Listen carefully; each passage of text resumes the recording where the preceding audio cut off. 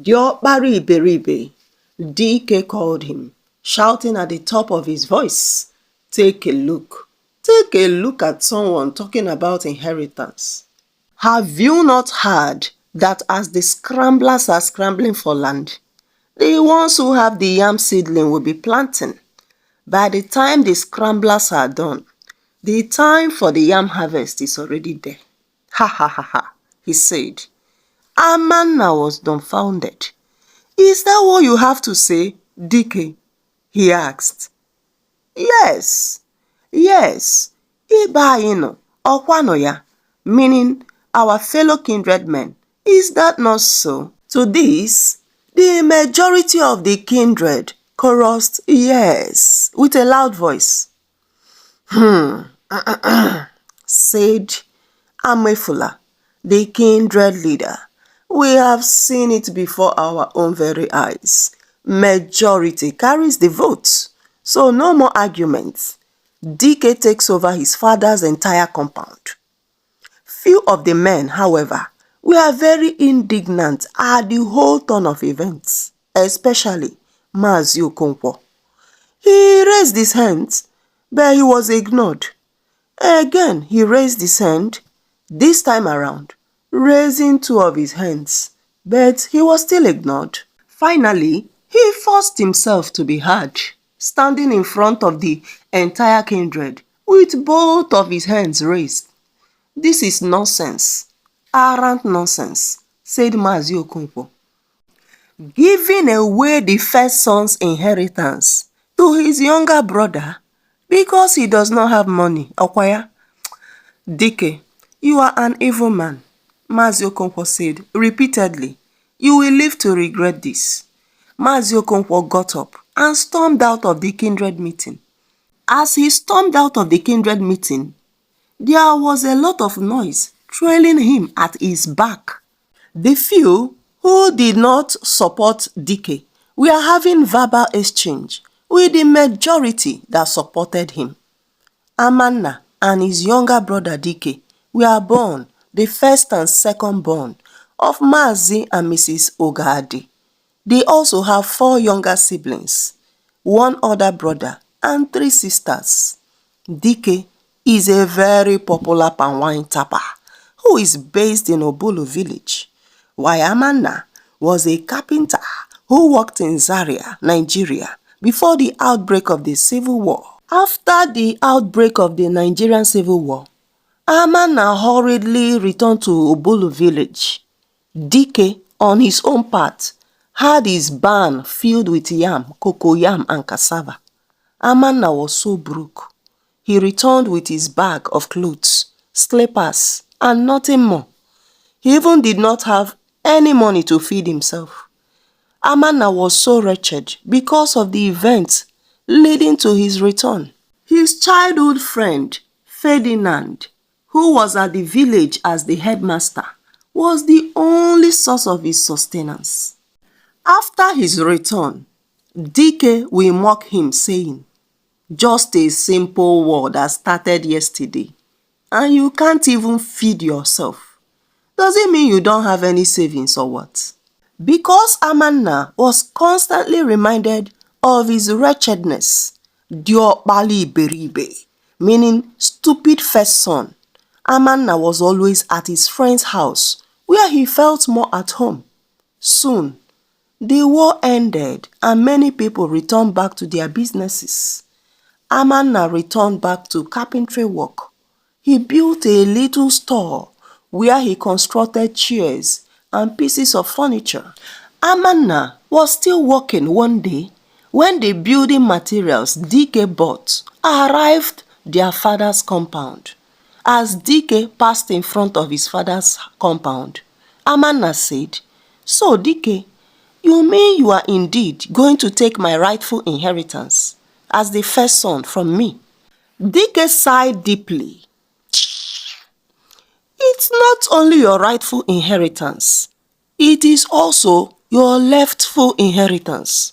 From scrambling for your rights, you will soon start scrambling for your left," DK continued, as he passed him whistling his favorite tunes, That evening, after the close of work, Ammanna was at Mr. Ferdinand's house. Mr. Ferdinand was a well-respected headmaster in Obolo village. He was known for his kind demeanor and his ability to resolve conflicts with insightful advice. Seeing the anger and frustration in Ammanna's eyes, Ferdinand invited him to come and sit down close to him. "Here, sit, my friend Ammanna," Ferdinand said. He listened to Ammanna with rapt attention as he poured out his heart to him. "Ferdy," Ammanna continued, "DK, my brother, has been so unreasonable. He refuses to listen to me. As his elder brother, he knows what he ought to do, but he won't. He knows that our native homestead rightfully belongs to me as the first son.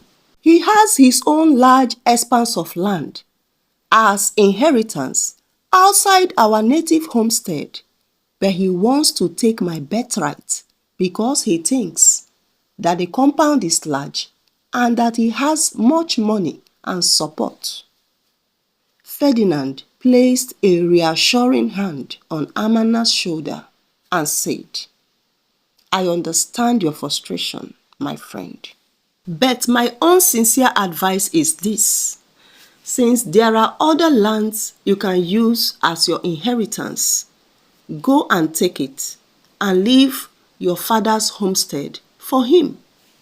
Not because you are a coward, but because you understand the place of peace in your family." Ammanna looked at Ferdinand, his eyes red shot with anger, and said, "But it has never happened in the history of our tradition that the first son will leave his father's compound and go and build at another place." Ferdinand listened quietly to his friend and then patted him at his shoulder, saying, "But if it happens with you, will it be a sacrilege?" Ammanna sat there dumbfounded. He had never expected this kind of advice from his bosom friend Ferdinand. But because of Ferdy's reputation and integrity, he had always taken all his advice. He thought of what to do. At first, he was tempted to refuse his friend's advice and go fight for his right. After all, if they are to do it man to man, DK will never beat him in a fight. He thanked his friend, faking a smile, before he went back to his father's house. Every morning, as the sun began to rise, Ammanna would open the doors of his shop and step outside to greet the day. He had a warm smile and a cheerful wave for everyone who passed by. "Good morning," he would call out, his voice filled with genuine joy. Whether it was a man or woman, a boy or girl, Ammanna would greet them with his voice filled with genuine joy. Soon, the people of Obolo became fond of him because of his benevolent and cheerful nature. Despite his good demeanor, he was torn between the devil and the deep blue sea, whether to take Ferdinand's advice or to fight with his younger brother DK for his rightful inheritance. But DK had already begun to build, and Ammanna had no money. All he had was plans and hopes that soon enough he will build his own house. He finally decided to calm his anger and let the sleeping dog lie. After all, whenever he's ready to build, he can go and take the land outside their father's compound, which should have rightfully belonged to his younger brother DK. "Okay, let's just call it an exchange of land," he thought to himself, finally accepting Ferdinand's advice to let peace reign. As he returned back to his work, everyone in Obolo village and beyond were fond of Mazi Ammanna. He got lots of customers and served them well. Soon, people were bringing Mazi Ammanna contracts of roofing work, upholstery, and other carpentry work, Ammanna was a very good carpenter. He also had good relationship with all his customers. Soon, Dike was through with the construction of his house. All his supporters from the kindred came to see his new house. They said, "Oh, Dike, you are the man. Leave this stupid first son of your brother. He doesn't know when his mates started making money. He is here looking for inheritance. Ha ha ha." They all praised Dike. One day, Ammanna saved enough money to go and build a house. He started building a house at the place that Dike was supposed to build in order to let peace reign. Ammanna started building his house. One day, Dike passed by the place Ammanna was building. He said to him, "Now you are awake, Mr. Man. You have not heard that a stitch in time saves nine. I have taken the large and lush compound that should have been yours and left you with this place that is close to the evil forest." Ha ha ha. Dike said to him, sneering and laughing at him. "Oh, is that why you refused to take your inheritance and scrambled for my own instead?" Ammanna replied.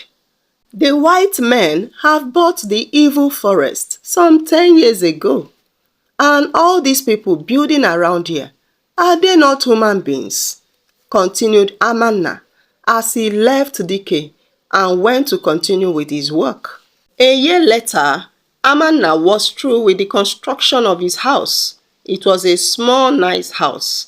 He moved into it with his family. Days turned into months and months into years.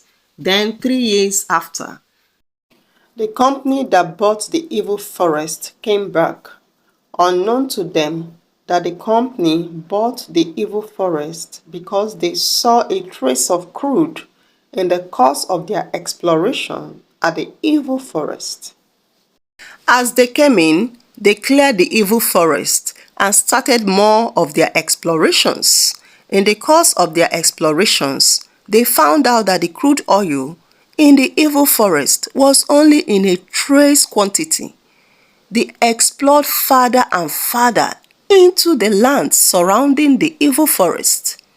At last, they found a massive deposit of crude oil in the same land where Ammanna had now accepted and taken for an inheritance and built his house. They quickly entered into agreement with Ammanna. They signed a contract with him. Apart from building him a luxurious mansion at the place of his choice in Obulu, they will pay him 10 million naira every month. Ammanna's life became transformed. He rode the latest Range Rover Jeep in Obulu village and also helped in charity work, giving lots of children scholarship and free education.